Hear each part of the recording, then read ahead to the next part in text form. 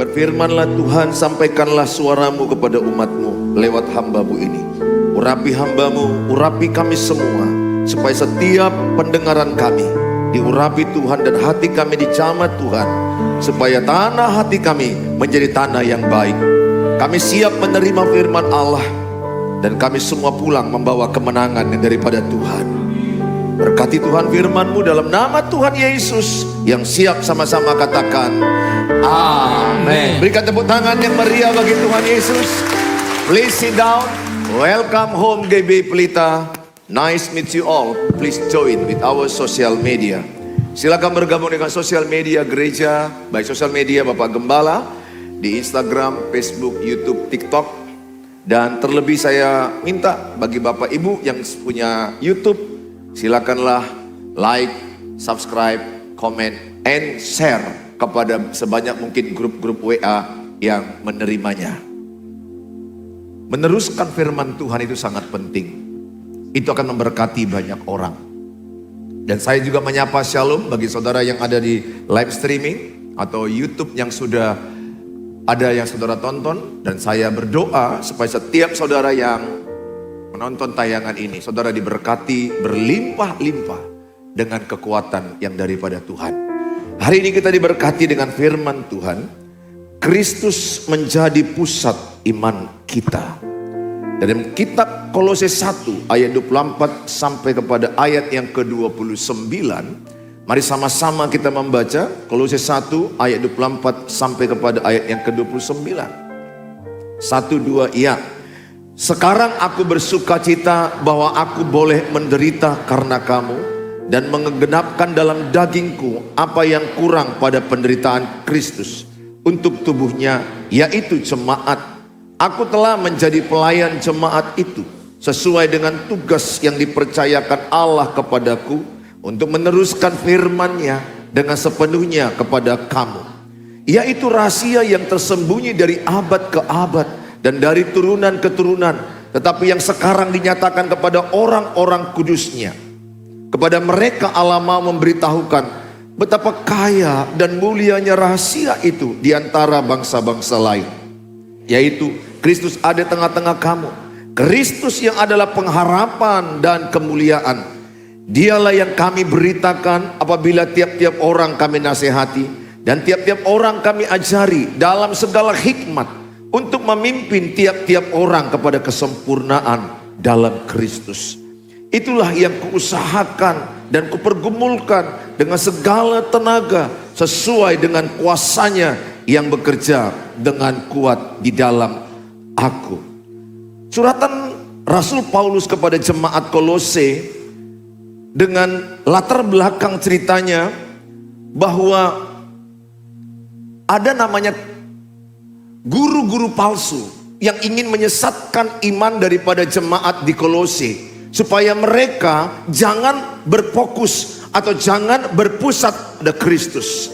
Jadi guru-guru palsu ini menginginkan supaya mereka itu bergeser, jangan kepada Kristus, tapi mereka diharapkan kepada Baal-Baal atau dewa-dewa atau kepada penyembahan-penyembahan lain.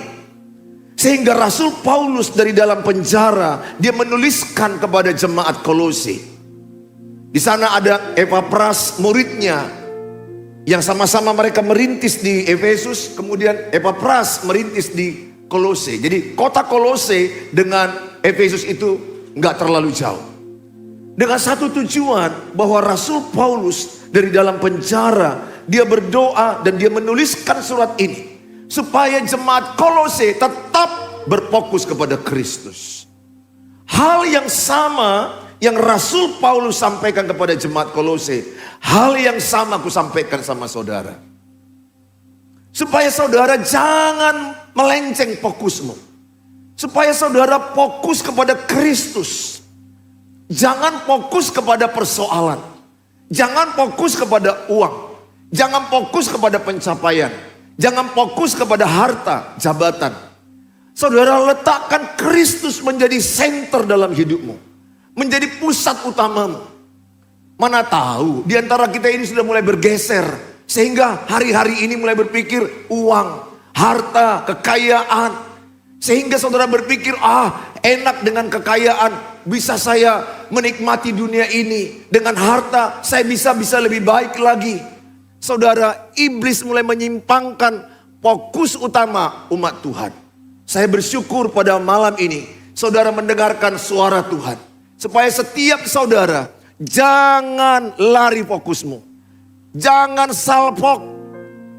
Jangan galpok. Jangan salah fokus, jangan gagal fokus.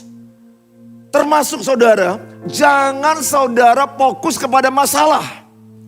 Ingat, apa yang saudara fokuskan itu yang tumbuh.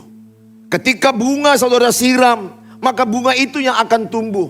Di dalam otak kita ini ada macam pikiran, ada macam hal yang terjadi. Sekarang kita yang memilih apa yang kita fokuskan. Ada banyak suara dalam otak kita ini. Ada banyak pikiran yang berkeliaran di otak kita ini. Karena sel saraf kita itu bermiliar. Tapi saya mengajak semua kita, ayo fokuskan kepada Kristus. Maka hidupmu akan ada pengharapan. Maka hidupmu akan ada solusi. Maka hidupmu akan ada semangat sukacita. Maka akan ada berkemenangan. Saudara, kita lihat yang pertama. Apa yang kita lakukan supaya kita memusatkan perhatian kepada Kristus.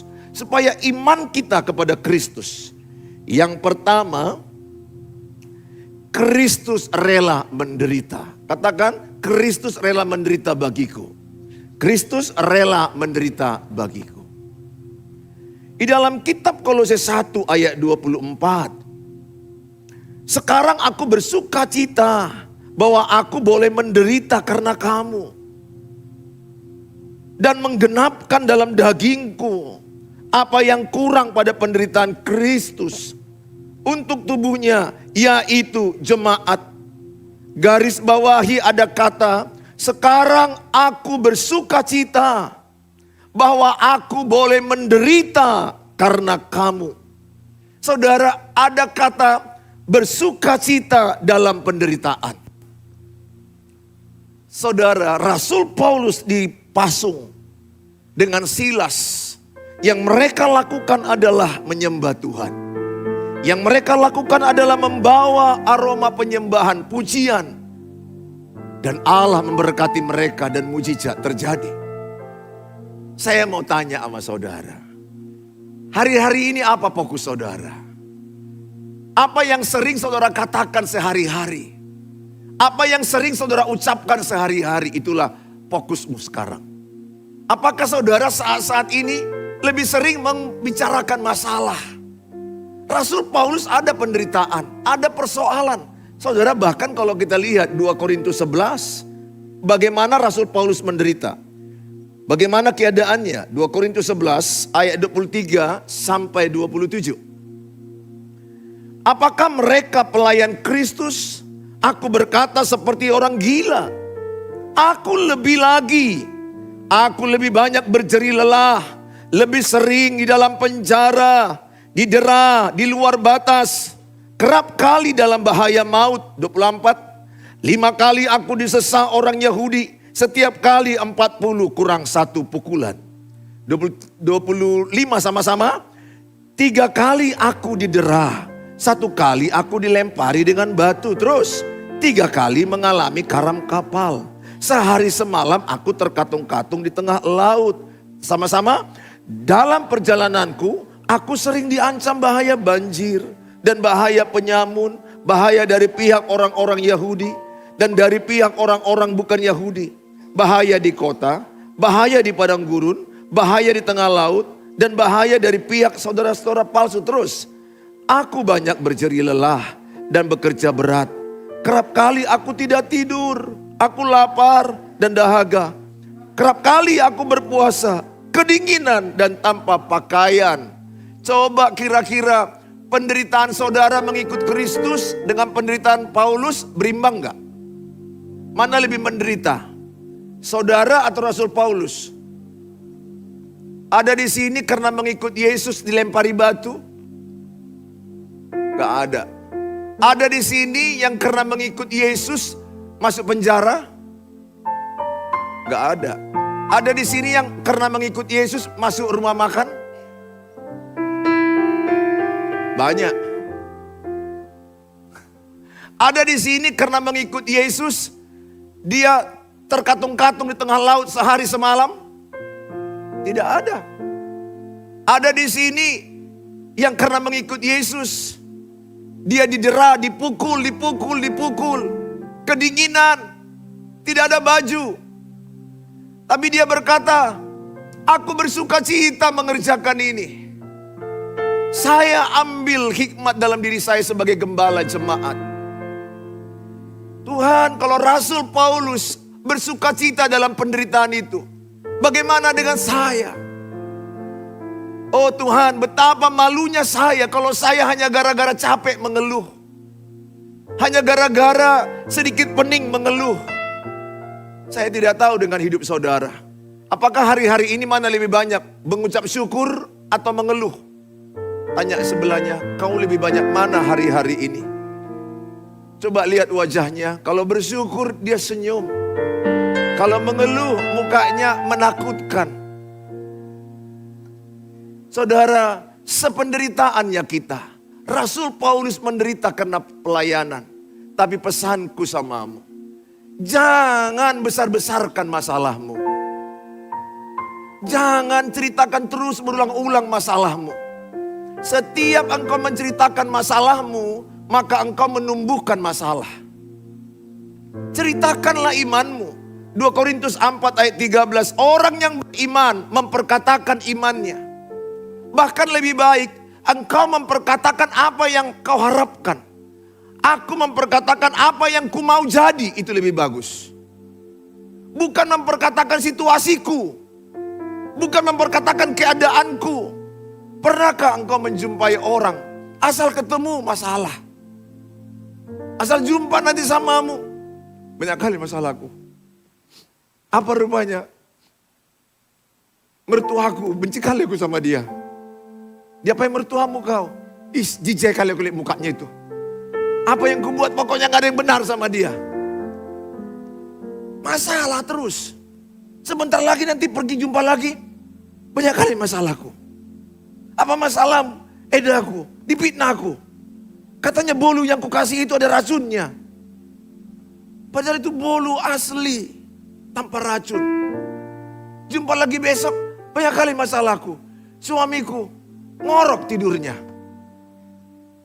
Terganggu aku. Banyak kali masalahku. Anakku jahat kali. Semua asal jumpa masalah. Asal jumpa masalah. Dengar ya. Kalau saudara jumpa orang asal ketemu masalah. Yang mendengarkannya pun capek. Capek loh. Mendengar orang asal jumpa masalah. Asal jumpa masalah. Masih enak kalau dia bawa lontong sama teh sosro. Masih ada tenaga kuping ini. Asal jumpa masalah. Bilang sebelahnya, asal jumpa jangan ucapkan masalah. Kalau kau suka menyampaikan masalah, capek aku bilang. Bilang sama dia, sesekali bolehlah curhat. Sesekali. Pernahkah engkau menjumpai orang, belum sampai dia, pasti uang. Udah tahu aku, nggak ada masalah nggak datang kau. Ada masalah datang kau. Mau. Pernah kau menjumpai orang kalau ada masalah, asal ada masalah baru meneleponmu. Asal ada perlunya baru mengkontakmu. Pasti kau bosan. Hanya Yesus yang gak bosan lihat orang yang curhat sama dia. Dan kita belum Yesus.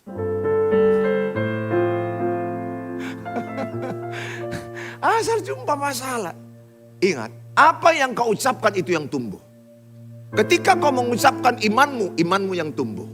Ketika kau mengucapkan Kristus lebih besar, maka Kristus yang tumbuh. Maka Rasul Paulus mengatakan di sini adalah ada rahasia dalam Kristus. Yang dari turunan ke turunan, dari abad ke abad. Itulah yang kuberitakan. Yaitu Kristus di tengah-tengah kamu. Betapa kayanya kemuliaan dalam dia. Betapa kayanya pengharapan dalam dia. Seperti yang dirasakan oleh hati Rasul Paulus memberitakan Kristus. Beginilah perasaanku, bisa kurasakan perasaannya. Hatiku gorgor, di Botohodo gorgor. Bahasa Ibrani itu, maksudnya bahasa si Barani itu maksudnya. Gorgor itu mendidih. Mendidih di hati, mendidih di hati, mendidih di hatiku. Kalau udah bicara Kristus, mendidih hatiku. Mendidih, semangat itu maksudnya.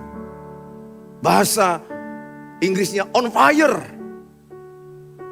Menyala-nyala hatiku. Gak bisa aku biasa-biasa aja nyampaikan firman. Semangatku berapi-api. Karena apa? Karena dalam Kristus itu ada pengharapan. Karena dalam Kristus itu ada jawaban. Karena dalam Kristus itu engkau mendapat kemuliaan. Karena Kristus adalah sumber kehidupanmu. Karena Kristus adalah jaminan keselamatan. Sehingga saya semangat 4 kali dalam ibadah minggu saya semangat memberitakan firman. Jangan pikir gak capek memberitakan firman. 4 kali begini, kalian sekali duduk, itu pun teganya kalian gini-gini. Udah duduk sekalinya gini-gini pun lagi kalian.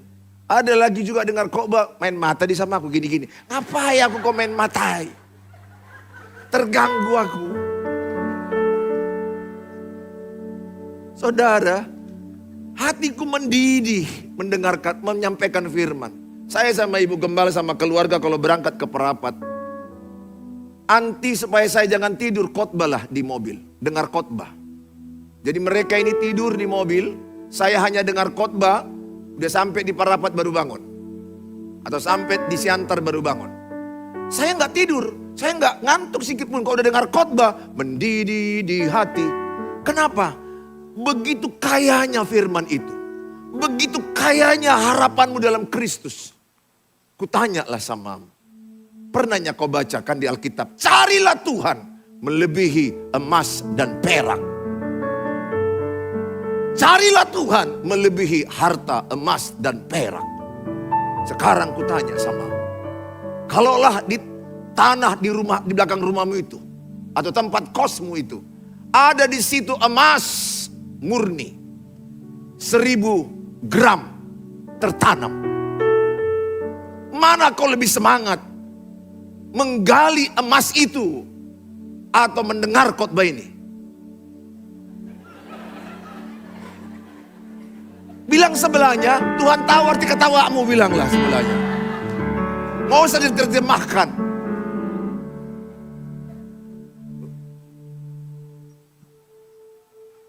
Di mana hartamu berada? Mana lebih semangat engkau? Menonton khotbah YouTube Suheri Gultom dibandingkan drakor. Pasti kau jawab, bilang sebelahnya, Tuhan tahu ketawamu. Pasti gak kau perhitungkan YouTube Suheri Gultom ini. Tapi kalau lihat drakor, bisa kau ketawa sendiri, bisa kau nangis sendiri. Kenapa? Karena kau merasakan ada rahasia dalam drakor ini. Tapi gak kusalahkan drakor. Tontonlah seperlunya. Jangan tinggalkan Tuhan. Itu yang penting. Begitulah hati Rasul Paulus mengingatkan jemaat Kolose. Ingatlah Kristus menderita bagimu. Dia rela menderita bagimu. Maka dia mengajak kita dalam Filipi 1 ayat yang ke-29. Filipi 1 ayat ke-29. Sebab kepada kamu dikaruniakan bukan saja untuk percaya kepada Kristus selanjutnya, melainkan juga untuk menderita untuk Dia. Berapa banyak yang mau menderita ikut Yesus? Angkat tangan. Untuk ikut Yesus mau menderita, angkat tangan. Oke. Berapa banyak yang mau menderita mengejar cinta. Mengejar cinta seseorang, menderita kau. Mana lagi kurang kerjaan. Udah jelas-jelas cowok itu gak cinta sama kau. Kau kejar cowok yang tidak mencintaimu. Mate maho. Kau harus mencari cowok yang mencintaimu. Cintanya itulah yang membuat engkau bahagia. Enggak kok. Dia kan nampaknya suka sama aku. Nampaknya. Kalau dia malas membaca WA-mu, itu tidak suka dia samamu. Kalau WA-mu dibalasnya besok, engkau itu nomor corot. Ibu Tohodo nomor corot. Terakhir hidupmu itu. Kalau orang yang suka samamu, belum siap kau tulis WA-mu, udah ditunggunya itu. Belum siap. Entah apa ya kau ketik, gak tahu lah pokoknya. Berupaya yang terketik ayat-ayat firman Tuhan.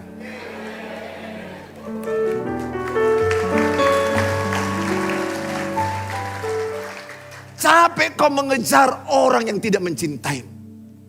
Kalau orang yang mencintaimu, dia akan menerimamu apa adanya. Orang yang mencintaimu tidak mau mengkhianatimu. Orang yang mencintaimu sayang samamu. Orang yang mencintaimu akan merawatmu ketika engkau sakit. Orang yang mencintaimu akan suka mendengar ceritamu. Orang yang mencintaimu akan membuat engkau bahagia di hari tuamu. Lihat berapa banyak orang pasangan mengejar yang tidak dicintai. Terpaksalah menikah. Karena banyak kali pula indikasinya baju ulang tahun. Ada lagi hadiah pra ulang tahun, pasca ulang tahun. Serangan pajar terus. Asal datang makanan, semua. Terutang budilah si cowok ini. Terpaksalah dia mencintai. Sakit loh mencintai orang yang terpaksa. Terpaksa mencintaimu karena kasihan lihatmu. Karena dia capek kamu ngurus dia. Beli bajunya, bukan mamanya, kau yang beli bajunya. Hepot-hepot toko. Bukan kau mamanya yang gak ngurus, apalagi kau. Aduh Tuhan Yesus. Carilah orang yang mencintaimu. Walaupun kau lihat wajahnya kayak truk. Di truk itulah kau dibawanya kemana-mana. Dia akan berkata, dek memang wajahku kayak truk. Tapi percayalah, truk itulah yang membuat kau bahagia. Abang gak bisa bawa Mercy, tapi truk itulah akan kau bawa ke mall, kemana kau mau. Truk itulah yang akan senantiasa ada menjagamu, memperhatikanmu. Kegantengannya tidak membuat kau bahagia. Percaya mau buru. Percayalah kau anakku, anak gadis. Jangan kau cantik tapi on. Dengar. Kau harus mengerti apa yang kubilang ini. Cintailah laki-laki yang mencintaimu. Jangan kau jatuh cinta bertepuk sebelah tangan. Sakit. Yang gak kau rasakannya setelah tua. Aku sekarang 54 tahun. Yang kubutuhkan istri yang mendampingi aku. Aku gak butuh lagi istri yang bidadari, mau secantik apapun dia. Karena semua itu akan berlalu. Tapi takut akan Tuhan. Genapi Amsal 31 ayat 30. Wanita takut akan Tuhan. Pria takut akan Tuhan. Temukanlah itu. Pesanku samamu. Jangan selalu mengumbar-umbar masalah ke orang lain. Karena ketika engkau menyirami bunga, maka bunga itu akan tumbuh. Ketika engkau menyirami masalah yang tumbuh. The law of attraction. Perkataanmu akan menarik kepadamu. Perkataanmu akan terjadi padamu. Apa yang kau tabur itu yang kau tuai. Amsal 18:21.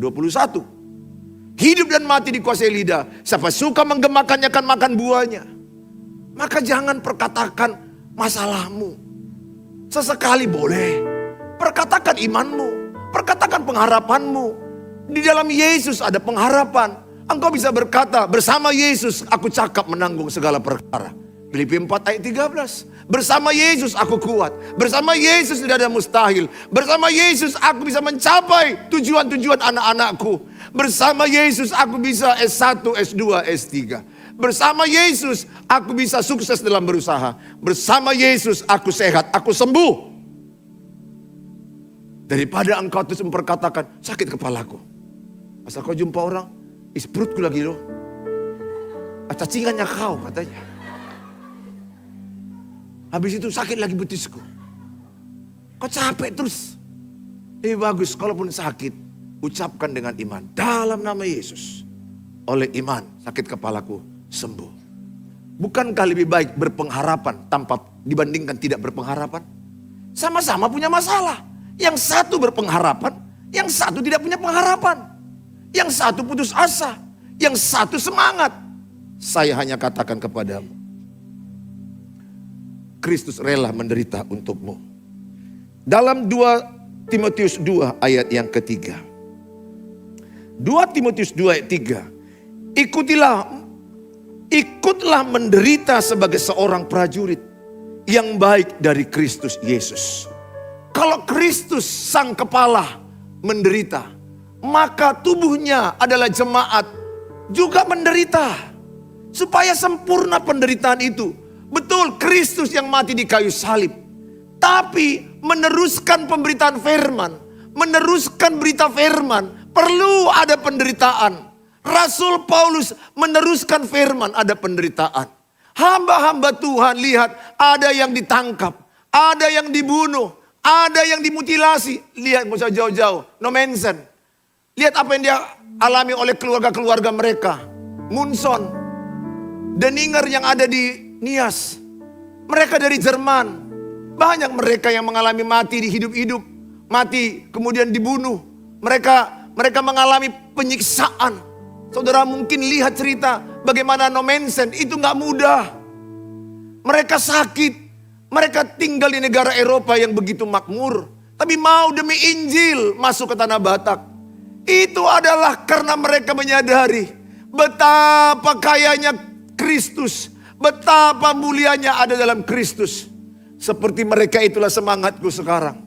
Sekarang kerjaku malam, pagi, siang, sore. Memberikan di WA firman Tuhan kepada semua grup.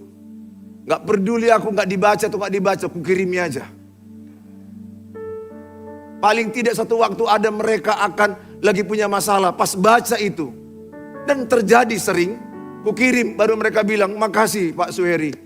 Firman Tuhan yang kau bagikan hari ini sangat relate dengan aku. Sangat cocok dengan keadaanku. Thank you. Tuhan memberkatimu. TikTok saya saudara lihat. Banyak yang membagi-bagikan itu. Viral. Karena mereka merasa diberkati. Saya hanya bagikan aja. Saya nggak tahu akan kemana dampaknya. Tapi di YouTube ini ada yang dari NTT, ada dari Amerika, ada dari Taiwan.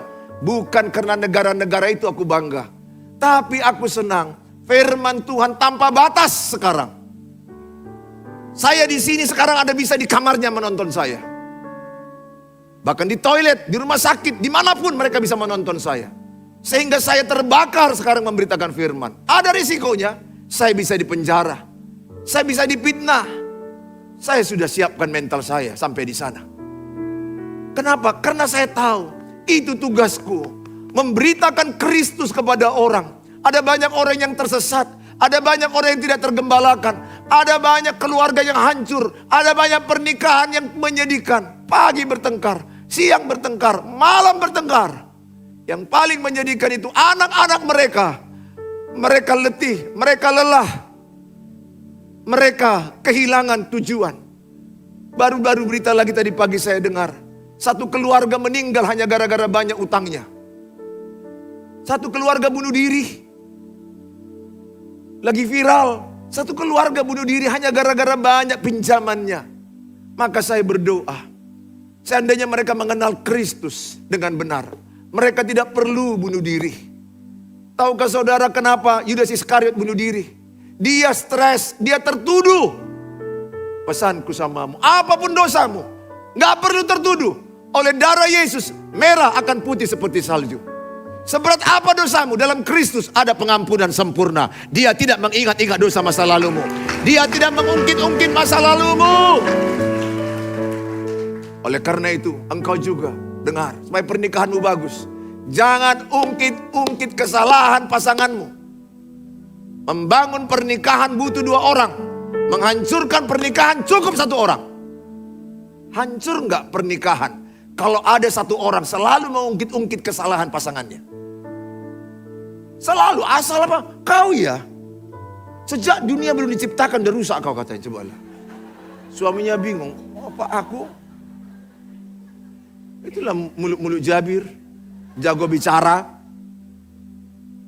Bilang sebelahnya, jangan suka ungkit-ungkit kesalahan orang. Bilang sebelahnya, tepuk sebelahnya itu.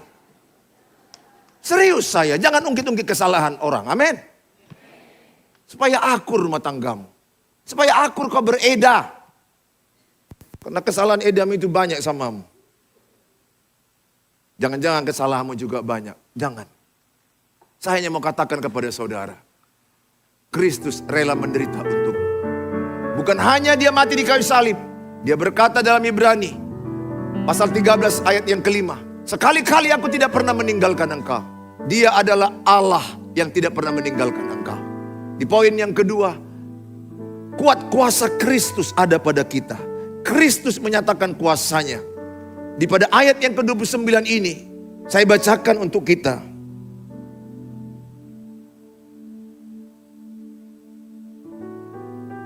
Itulah yang kuusahakan dan kupergumulkan dengan segala tenaga. Sesuai dengan kuasanya. Yang bekerja dengan kuat di dalam aku. Jadi siapa yang membuat Rasul Paulus memberitakan firman? Ada kuat daripada kuasa Roh Kudus. Ada kuasa daripada Tuhan Yesus dalam dirinya. Ingat, 1 Yohanes 4 ayat 4. Roh Allah yang ada padamu lebih besar daripada roh dunia ini. Kisah para Rasul 1 ayat 8. Yesus naik ke surga. Roh Kudus diturunkan ke dalam hatimu. Supaya engkau menerima kuasa, dunamos, dinamit, ledakan, energi. Supaya engkau memberitakan Injil. Supaya engkau menjadi saksi Kristus. Tuhan tinggal di hatimu. Roh Kudus ada di hatimu. Enggak perlu saudara harus jadi pendeta. Enggak perlu semua jadi pendeta. Enggak perlu saudara harus semua di mimbar ini. Melayani Tuhan tidak harus pendeta. Melayani Tuhan tidak harus di depan ini.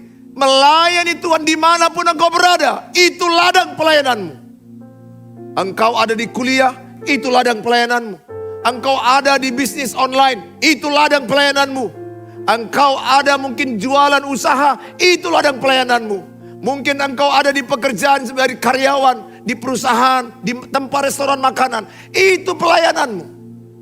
Melayani Tuhan tidak harus di mimbar.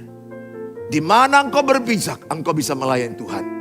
Asal engkau mengerjakannya itu dengan segenap hati, dengan segenap jiwa untuk Tuhan. Itu ibadah. Di sini pun orang ini di mimbar sama saya. Kalau hati kami enggak ke Tuhan, kami enggak melayani. Saudara, melayani itu adalah hatimu kepada Tuhan. Ketika engkau mencuci piring di rumah, itu melayani Tuhan. Ketika engkau menolong orang sakit, itu melayani Tuhan. Ketika engkau guru mengajar di sekolah, itu melayani Tuhan. Lain ceritanya kayak saya dipanggil khusus jadi pendeta. Saya dokter, saya tinggalkan dokter saya. Itu panggilan khusus. Nggak perlu saudara harus semua jadi pendeta. Kalau semua pendeta, siapa lagi jemaat? Dan pendeta ini payah juga dikhotbahi. Karena udah biasa khotbah, nggak semua. Nggak harus jadi pendeta dirimu, nggak. Jadilah hamba Tuhan. Engkau hamba Tuhan, sama kayak saya. Jadilah pelayan Tuhan. Sehingga setiap orang dekatmu, orang dekat Yesus. Setiap engkau ngomong, orang diberkati. Jangan-jangan omonganmu lebih memberkati daripada omongan pendeta. Ada pendeta mungkin ngomong, hei sojol mau katanya, gimana? Misalnya lah pendeta yang ngamuk. Kan gak cocok. Tapi engkau bukan pendeta. Asal kau ngomong, Tuhan mengasihi. Bagi Tuhan tak ada mustahil. Semangat ya, Tuhan sertaimu. Tuhan pasti buka jalan. Ingatlah kata Alkitab, pencobaan-pencobaan yang kau alami tidak melebihi kekuatanmu. Dan ada jalan keluar. Semangat, jangan putus asa. Semua indah pada waktunya. Bisa loh kau lebih pendeta dari pendeta. Enggak semua pendeta, ada juga pendeta yang bagus. Amin. Saya berdoa, semangatlah. Akhirnya, saya hanya katakan di Efesus 6 ayat yang ke-10. Sama-sama kita baca, Bapak Ibu. 1, 2 ya. Akhirnya hendaklah kamu kuat di dalam Tuhan, di dalam kekuatan kuasanya. Sama-sama katakan, akhirnya hendaklah saya kuat. 1, 2 ya. Akhirnya hendaklah saya kuat di dalam Tuhan, di dalam kekuatan kuasanya. Tepuk tangan bagi Tuhan Yesus. Saya hanya berkata padamu, saya senang. Beberapa di antaramu kebanyakan tadi tertawa ketika ada humor. Tapi beberapa di antaramu udah gak sanggup lagi ketawa, udah gini aja dia.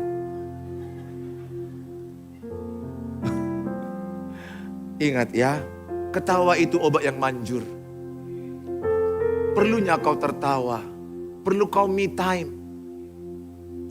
Bukan hanya super me kau perlu, me time juga perlu. Kau perlu mengasihi dirimu. Ngalu jauh nama ngulun. Udah capek kau. Banyak persoalan yang kau simpan di hatimu. Hanya Tuhan dan staf-stafnya yang tahu cerita hidupmu. Saya hanya berkata, jalanilah pertandingan hidupmu. Jangan bandingkan hidupmu dengan orang lain. Setiap orang ada pertandingan iman. Jalani bersama Tuhan. Be strong. Kuat. Jangan menyerah. Jangan pernah ada berkata, aku tidak bisa, aku tidak kuat. Jangan, itu iblis mau. Tapi hari ini Alkitab katakan Efesus 6 ayat 10. Akhirnya, hendaklah kamu kuat di dalam Tuhan. Dalam Tuhan, di dalam kekuatan kuasanya. Amin.